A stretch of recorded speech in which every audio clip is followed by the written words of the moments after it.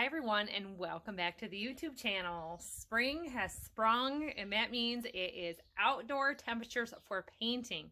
I try to do some projects in the house during the winter, but if it has any amount of sanding to be done, it just has to wait to be done outside. It's too much work to try to clean that up.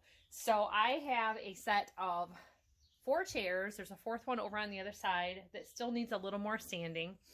I generally like to just prime and paint. Occasionally, like these chairs have been in the barn for far too long and they need some touch-up sanding. The clear satin polyurethane or varnish finish was crackled a little bit on the surface of the chairs, so I went over, did knocking off of any loose paint. You can do a lot of this stuff. People are just slapping on chalk paint, covering it with a sealer and calling it refurbished. A true furniture refurbish is doing repairs, making sure that it's a solid piece of furniture for resale and for use in someone's home. These ladder back chairs where there's steps up the back, that's why they're called a ladder back chair, are very farmhouse, and they look very nice with a dark wood finish over the top. They originally all, just like I said, had clear, no finish, so they're a real easy sand. I prefer to do solid one coat of paint, the seat and the backs of the chairs for my own time. And in my time, doing stuff in the barn works really great because there's virtually zero cleanup. I can, you see we have hay on the floor from chaff. This will all get another coat of white paint. I had already done the legs and the apron a while ago. And I noticed today, I came out, I sanded this last night, something up in the loft is dripping on my table. So I have to let this dry before I can go over it with the stain. I'm using up a lot of leftover stuff that I've had in previous years because it does have a shelf life. This is an English chestnut, walnut. I've done gel stains in chestnut. Look really nice on these butcher block tables. However, some people do like the clear or they like to paint it. I don't like to paint a tabletop because of the hardware that it gets. When you do a table with leaves, make sure you do them all at once so you have that even staining. So I've got my leaves in here. This is a self storing table leaf. It folds down into the table, so it's real easy to be able to do that. If you're going to sand a table like this, you want to make sure, you see how I get a little bit of the raised grain here? A lot of this is pieced together bits of wood. Don't go too far.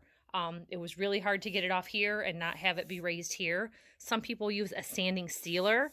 I'll go over this again because of that spot with like a 180 grit sandpaper to make sure that this is gone. I dried this off. I went and got my paint stuff, my sandpaper, my cord plugged in, and I had new spots. You can't go over that just yet. This chair was completely and entirely in pieces. This one was separate from this board. These were all together. This board was separate from this board. These were kicked out. It's good to glue it and pinch it together with wood clamps. Real cheap and easy fix, but for longevity, I'm going to put a strip of wood here and back there with brad nails because that's all it's holding it. So if a very large person were to sit in this chair, then you might have difficulties. Now you can see I had a little difficulty in gluing it because it was so catawonky. So I just sanded it even on the top, and with a coat of white paint it won't be noticeable, and that's why I chose to paint the seats on these. This one had been left out by the previous owners in the rain. I think they broke it and just threw it out on the porch or used it as an outdoor chair, and of course it's not made for that. So in showing you what I use, I have a belt sander. This is a Porter cable that I've had for a long time. This is really good for the tabletops.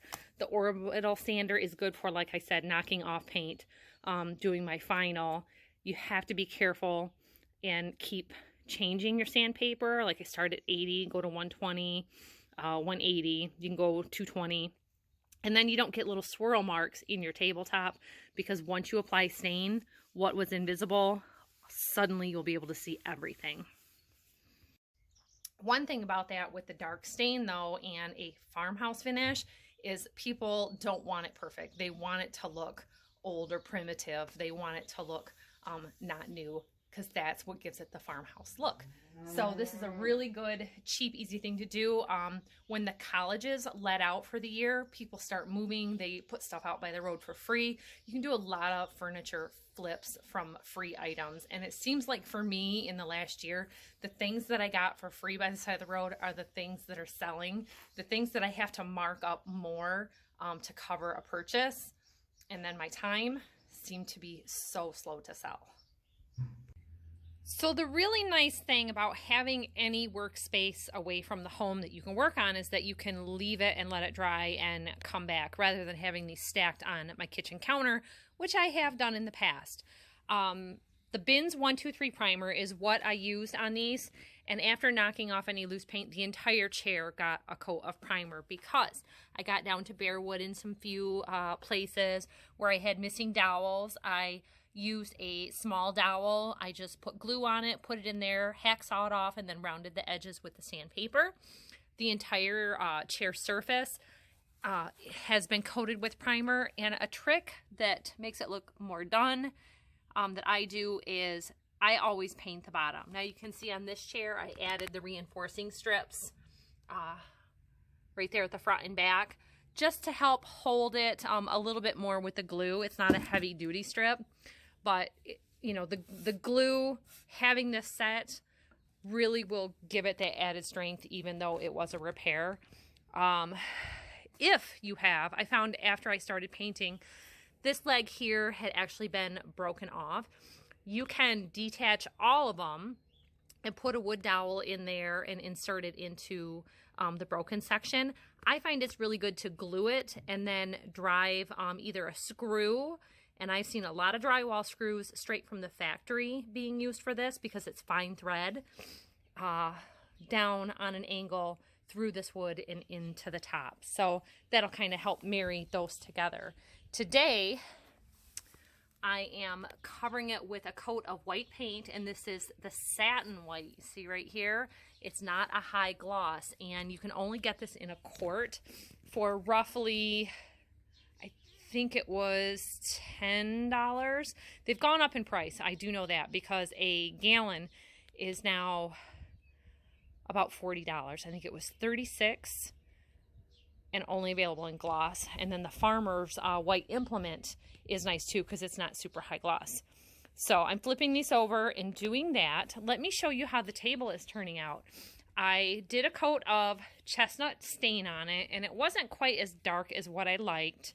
That being said, I went ahead and did a coat of gel stain over the top that I had that was slightly different mahogany. You see that?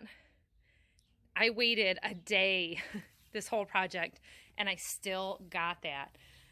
At a glance or at a distance, it just looks like speckled maple. You know, I could sand the whole thing down again, put a sealer on it, and it might come through. So when we stage it, we will stage it with a vase and flowers in the center like I always do. But to not have somebody change their mind once they get here, you have to photo that top and show that. I'm not going to emphasize it as, ooh, look at this spot. See how much it shows? It shows more to me than somebody looking at the table, especially because it's a leaf, and that is going to likely be folded down in most cases. So, white touch-up all around the edges. Like I said, I painted the legs before, so the apron needs a coat of paint, and the table will get one more layer of clear varnish. I've done 2 layers today. And on a table, I like to use the polyacrylic because it is food safe, and this is a water-based. So you can use this on your table or your countertop. Some people use them on their butcher blocks, but always make sure it says dry 2 to 3 hours. In the temperature today, 3 hours was good, in the 70s. So, but it took all day to get to the 70s. It started out at 45 this morning. Rough coat it or lightly sand it with a high number sandpaper or light steel wool, like 00 steel wool. go over all of your edges, over all the top. If you do not do that, the second layer is not going to bond to the first layer. You have to scuff that up. And if you don't, it will flake and peel over time. And on a table, it will flake and peel quickly. So handy thing to know about using your barn or anything as a shop, even our garage, it gets quite dusty out here in the country. To not have to go back and do touch-ups later on, I cover everything with old sheets, blankets, towels, a tarp to keep the dust off of it. We do have hay and straw storage in this barn and animals over on the other side. So I do want to keep it as clean as possible. And then of course I always give myself time for a cleanup job or any touch-ups that might be done. I actually listed this table this morning, and within an hour I have a taker on this table. Now that doesn't always happen. It depends on the time of the year or the season. People are wanting a spring thing to redo, or maybe looking for a Mother's Day present coming up. This is a good side hustle for anybody who is at home or looking for a additional income to the family. This is something that I do as a farm wife. We have other things that we do for income. It's everything you can do to keep food on the table and keep the bills paid, and it's something that I enjoy, that I learned a long time ago, and it was just something that I picked up again a couple of years ago. So I hope this helps you in your quest to earn some side income.